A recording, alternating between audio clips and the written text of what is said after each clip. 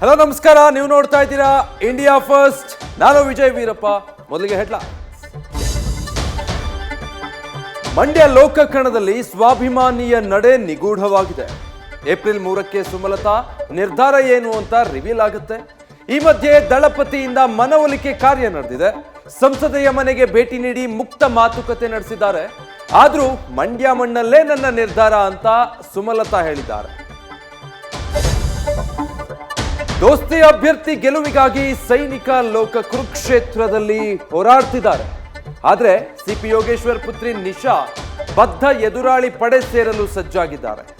ಲೋಕಯುದ್ಧದ ವೇಳೆ ಹಸ್ತಲಾಘವ ಮಾಡಲು ನಿರ್ಧರಿಸಿದ್ದಾರೆ. ಆದ್ರೆ ಡಿಕೆಶಿ ಮಾತ್ರ ತಂದೆ ಮಗಳನ್ನ ದೂರ ಮಾಡಲ್ಲ ಅಂತ ಭಾವನಾತ್ಮಕ ಭಾಷಣ ಮಾಡಿದ್ದಾರೆ. ಪ್ರಜಾಪ್ರಭುತ್ವ ಯುದ್ಧದ ವೇಳೆ ಕಾಂಗ್ರೆಸ್ ಸರ್ಕಾರದ ವಿರುದ್ಧ ವಿಜಯೇಂದ್ರ ಗ್ಯಾರಂಟಿ ಸಮರ ಸಾರಿದ್ದಾರೆ.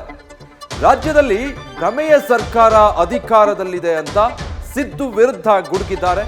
ಇತ್ತ ಗಣಿನಾಡು ಬಳ್ಳಾರಿಯಲ್ಲಿ ಬಿಜೆಪಿ ಜೆಡಿಎಸ್ ಸಮನ್ವಯ ಸಭೆ ನಡೆಸಿ ರಾಮುಲು ಕೈ ವಿರುದ್ಧ ರಣಕಹಳೆ ಮೊಳಗಿಸಿದ್ದಾರೆ. ಕಾಂಗ್ರೆಸ್ನಲ್ಲಿ ಹೊತ್ತಿರೋ ಬಂಡಾಯದ ಕಿಚ್ಚು ಮತ್ತಷ್ಟು ಧಗಧಗಿಸ್ತಾ ಇದೆ. ಬಾಗಲಕೋಟೆ ಟಿಕೆಟ್ ಮಿಸ್ ಆಗಿದ್ದಕ್ಕೆ ವೀಣಾ ಕಾಶ್ಯಪ್ಪನವರ ಕೋಪಾಗ್ನಿ ಆರದಾಗಿದೆ.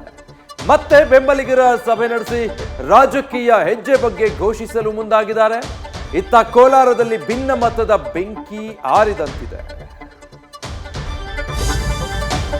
ರಾಜ್ಯದಲ್ಲಿ ಸೂರ್ಯದೇವನ ಉಗ್ರಾವತಾರ ಮತ್ತಷ್ಟು ಕೆಂಡವಾಗ್ತಿದೆ.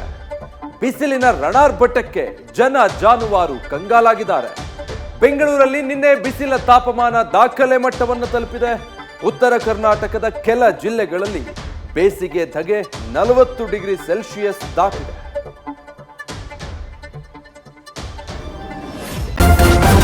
ನ್ಯೂಸ್ ಫಸ್ಟ್ ನಿರ್ಭೀತಿಯಿಂದ ನಿಮ್ಮ ಪರವಾಗಿ.